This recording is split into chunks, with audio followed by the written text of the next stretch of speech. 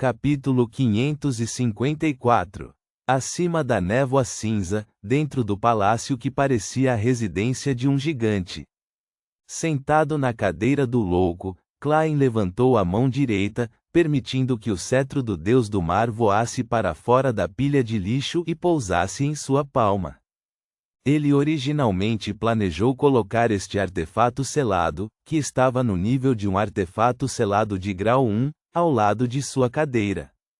Isso era para mostrar respeito a um item semideus, mas após consideração cuidadosa, acreditava que o cetro do deus do mar ainda era incapaz de se igualar ao misterioso e poderoso louco, que foi capaz de lutar contra o verdadeiro Criador e a demônia primordial. Apenas uma carta de blasfêmia mal estava qualificada para corresponder ao seu status. Portanto, ele jogou o cetro do deus do mar na pilha de lixo. Olhando para os pontos azuis ao redor do cajado de osso branco, Klein desejou que eles se dividissem em categorias preliminares. Assim como ele esperava, aqueles pontos azuis de luz se dividiram automaticamente de acordo com sua vontade. Aqueles que apenas louvavam o deus do mar e faziam orações sem motivo claro afundaram e desapareceram rapidamente. Aqueles referentes a confissões e apelos flutuaram para cima e se aproximaram da palma de Klein. Seguindo sua intuição espiritual, ele ouviu um destes últimos. De repente, viu ondas altas e agitadas e ouviu o assobio violento de uma rajada de vento. Um barco de pesca subia e descia no mar azul profundo e ondulante, como se estivesse prestes a virar a qualquer momento. Acima do barco de pesca, os nativos ou abraçavam o mastro ou puxavam cordas, fazendo seus últimos esforços para sobreviver. Muitos deles estavam em pânico enquanto recitavam o nome honroso do deus do mar. Percebendo que esta era uma oração contínua, Klein ergueu o cetro branco leitoso.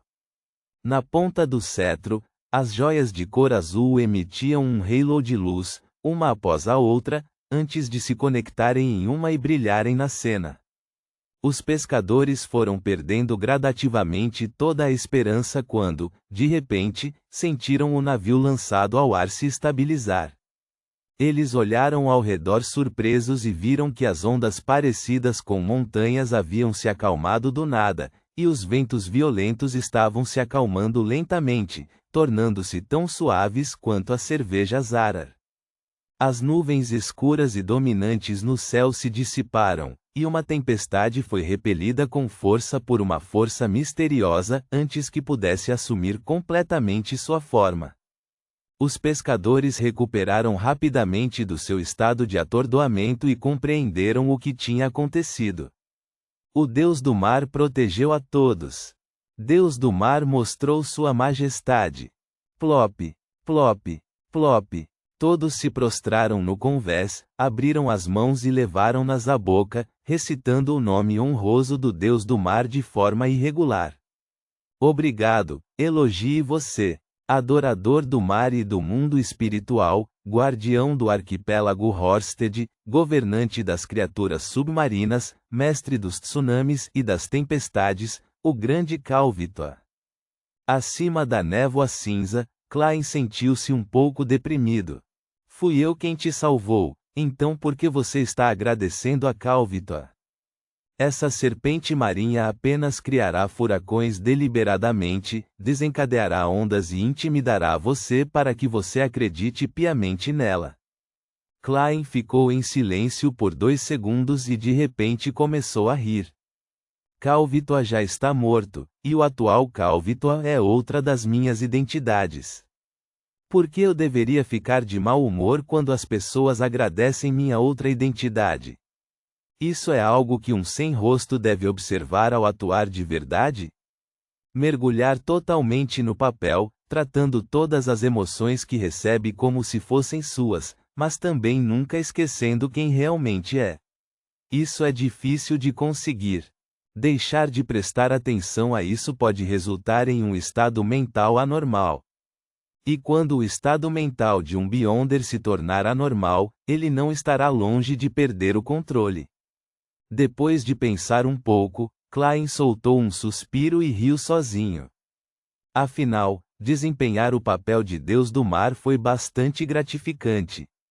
Embora tal atuação não forneça reação devido à proteção e isolamento da névoa cinza nem facilite a digestão da poção sem rosto, ela pode me fornecer experiência e lições, ajudando-me a descobrir uma forma mais segura e eficaz de atuar.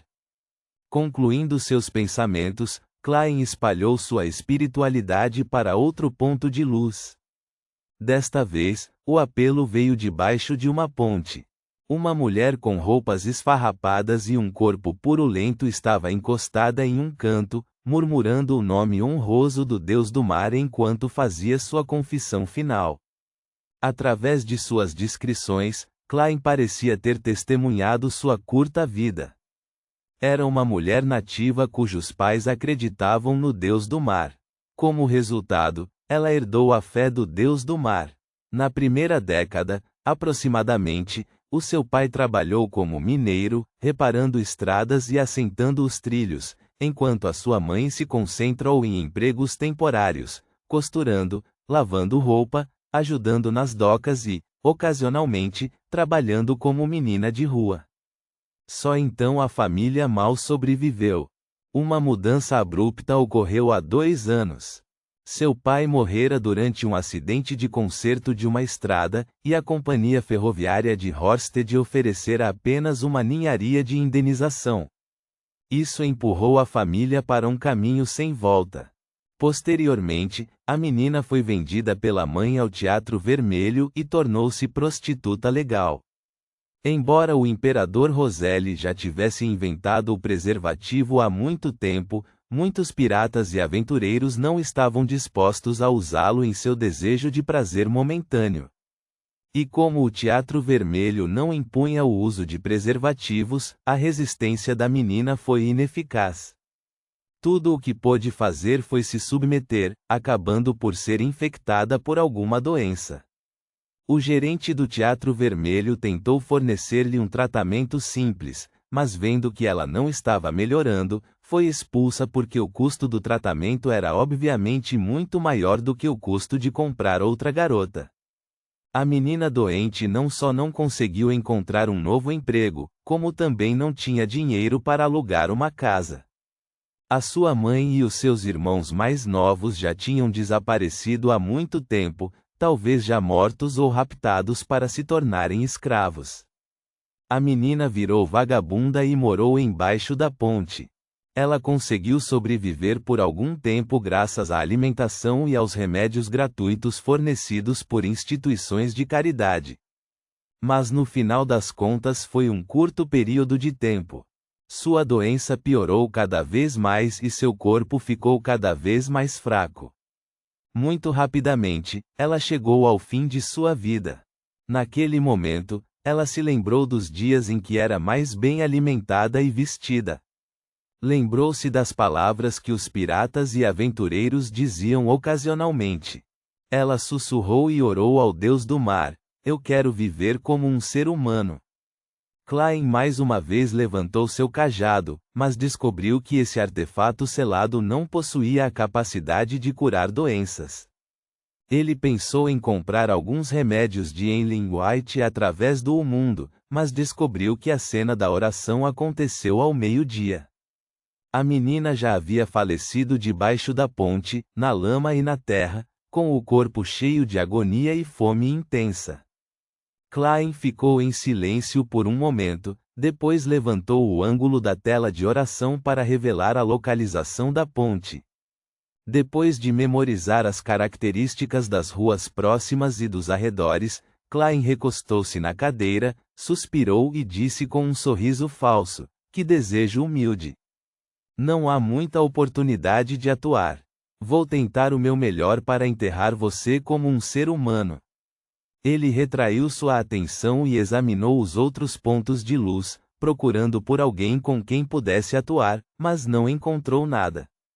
Durante esse processo, Klein percebeu que Kalat, Edmonton e os demais membros da resistência estavam realizando um ritual.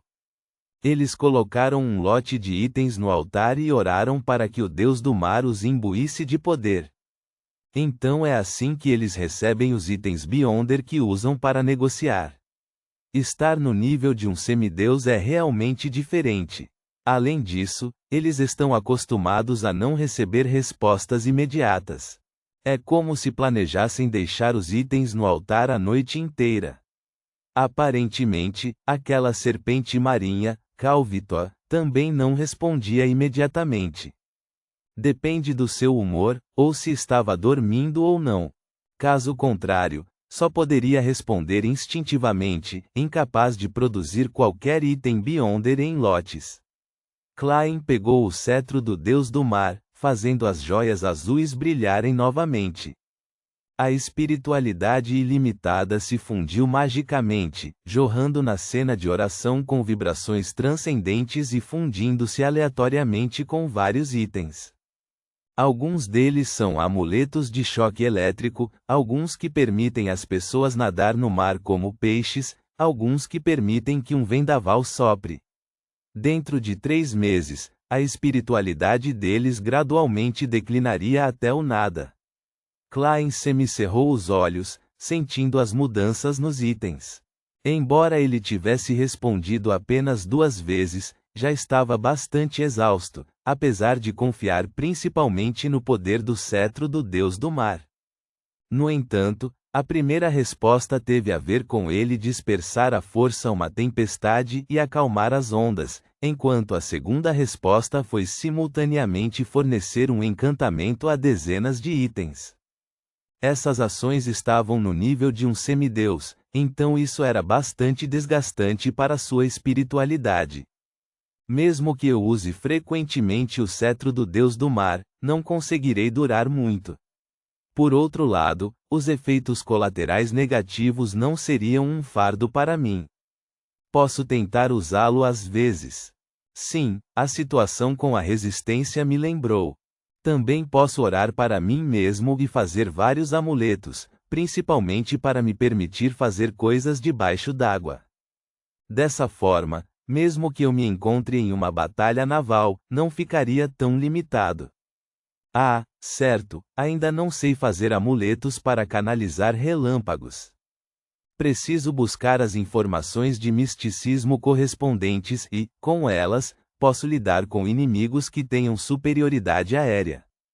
Klein murmurou silenciosamente algumas frases e jogou o cetro do Deus do Mar de volta na pilha de lixo enquanto retornava rapidamente ao mundo real. Reticências. Condado de Chester Leste. Junto à porta lateral de um enorme solar numa vasta e bela paisagem rural. Audrey Hall estava vestida com um traje de montaria preto justo à cintura e uma blusa simples forrando seu interior.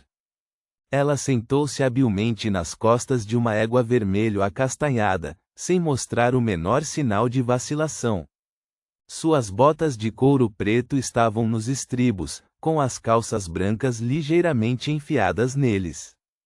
Ela sorriu para Suzy, que carregava uma bolsa de couro nas costas. Vou esperar por você na beira da floresta. Com isso, ela se abaixou com o chicote na mão e deixou a égua vermelho acastanhada galopar pelo campo aberto. Comparado ao lindo e sombrio castelo da família, Audrey preferia a bela mansão e a paisagem do campo. Um belo cavalo após o outro saiu correndo. Os cavaleiros eram servos e criadas, e sua única missão era proteger a senhorita. Audrey. Suzy também corria feliz, uma sensação que ela não poderia experimentar em Becklund. Além disso, ela e Audrey teriam uma pequena aventura hoje, que seria explorar uma antiga torre na floresta que havia desabado há muito tempo. Os itens valiosos foram levados há muito tempo, mas nunca houve nenhum acidente ali. Era um lugar perfeito para uma pessoa inexperiente praticar suas diversas habilidades. O único problema era que dentro de 2 horas escureceria e talvez não houvesse tempo suficiente. Ponto.